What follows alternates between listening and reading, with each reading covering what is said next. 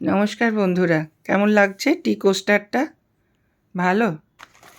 আসুন দেখি কি করে বানালাম। এটা পুরনো একটা ব্যাগ, চটের ব্যাগ, ছিঁড়ে গেছিলো যথারীতি। তো সেটাকে আমি স্কোয়ার করে কেটে নিলাম।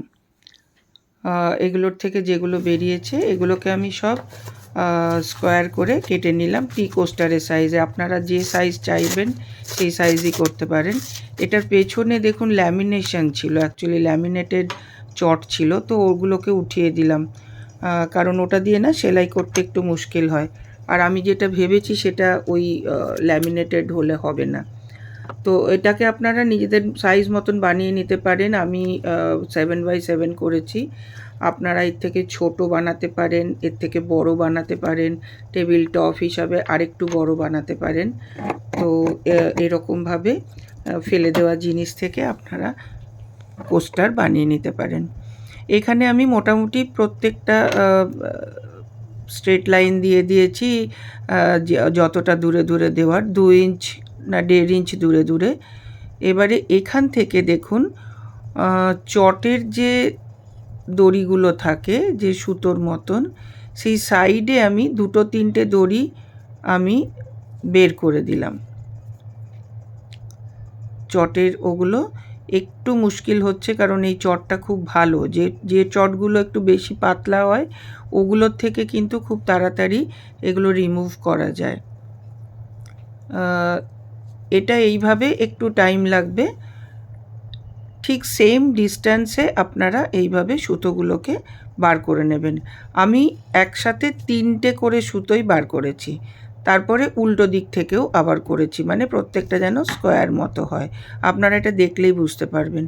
এটা প্রথমে 2টো চট দিয়ে দেখলাম, কিন্তু দেখলাম যেটা আমি করতে চাইছি সেটা ঠিক প্রমিনেন্ট হচ্ছে না। তখন আমি এই কর্ডরয় প্যান্টের একটা অংশ ছিল, এইটা দিয়ে এটা স্কার্ট বানানো হয়েছিল। তো এই কর্ডরয় প্যান্ট কাপড়টার ওপরে আমি চটের এই স্কোয়ারটা প্রথমে লাগিয়ে নিলাম। কর্ডরয় না, এটা পুরনো বলে অনেক সুতো এর মধ্যে লেগে আছে, তো জাস্ট টুথব্রাশ দিয়ে এগুলোকে আমি রিমুভ করে নিলাম। এবারে যে চটটা বসিয়েছি দেখুন, তার থেকে প্রায় 1-2 ইঞ্চ মতন দূরে আপনারা কাপড়টা কেটে নেবেন।